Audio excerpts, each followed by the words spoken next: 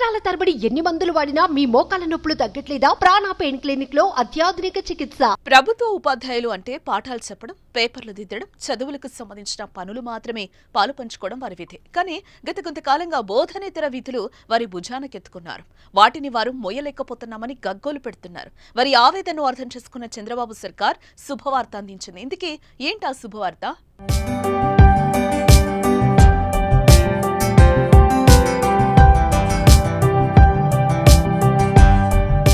బోధన చేసే ఉపాధ్యాయులకు చదువులకు సంబంధించిన పనులు చేయాలి తప్ప ఇతరత్రా పనుల్లో వారి జోక్యం ఉండకూడదు. తద్వారా వారి పూర్తి దృష్టి పిల్లల చదువులపై మాత్రమే ఉంటుంది. కానీ ప్రభుత్వాలు వారికి బోధనేతర విధులను అప్పగించి సమయాన్ని వృధా చేస్తున్నారనే ఆరోపణలలో గత కొంతకాలంగా ఆరోపణలు వస్తున్నాయి. వైసీపీ హయాంలో వారికి అప్పగించిన విధులు తీవ్ర విమర్శలకు కూడా దారితీసిన విషయం మనకు తెలిసిందే. ముఖ్యంగా గత ప్రభుత్వం పాఠశాలల్లో అనేక రకాల యాప్లను తీసుకొచ్చింది. ప్రతిరోజు టీచర్ల యాప్లు వినియోగించి సమాచారం అప్లోడ్ చేసే విధానాన్ని ప్రారంభించింది. అందులో ఒకటి బాత్రూమ్ ఫోటోల క్యాప్చరింగ్ యాప్. ప్రతిరోజు ఉదయం పాఠశాలకు రాగానే టీచర్లు బాత్రూంల శుభ్రతను తెలిపేలా వాటి ఫోటోలను తీసి యాప్లో అప్లోడ్ చేయాలి. ఇలా తమతో బాత్రూంలో ఫోటోలు తీయించడం అవమానకరంగా ఉందని, ఈ ఒక్క యాప్ వెంటనే తొలగించాలని అప్పట్లో టీచర్లు గగ్గోలు పెట్టారు. కానీ ప్రభుత్వం వినిపించుకోనే లేదు.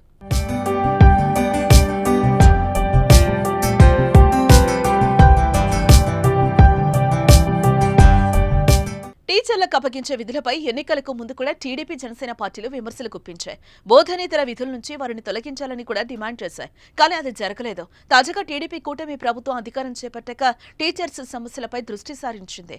తాజాగా విద్యాశాఖ మంత్రి నారా లోకేష్ కీలక ఆదేశాలు జారీ చేశారు. ఉపాధ్యాయులు ఇకపై మరుగుదొడ్ల ఫోటోలు తీసి అప్లోడ్ చేయాల్సిన అవసరం లేదని తెలిపారు ఆయన. ఈ విధానాన్ని ఆపేశామని ఐఎంఎస్ఎస్ యాప్లో ఈ ఆప్షన్ను కూడా తొలగించినట్లుగా ట్వీట్ చేశారు. ఉపాధ్యాయులు విద్యార్థులకు నాణ్యమైన విద్యను అందించాలని, క్రమశిక్షణ, ఉన్నత విలువలతో విద్యార్థులను తీర్చిదిద్దాలని కోరారు. టీచర్ల సమస్యలన్నీ ప్రాధాన్యత క్రమంలో పరిష్కరించే బాధ్యత తీసుకుంటామని హామీ ఇవ్వడంతో ఉపాధ్యాయుల నుంచి హర్షం వ్యక్తమవుతోంది. నిజానికి వైసీపీకి ఎన్నికల్లో ఉపాధ్యాయులు వ్యతిరేకంగా పనిచేశారనేది బహిరంగ రహస్యం.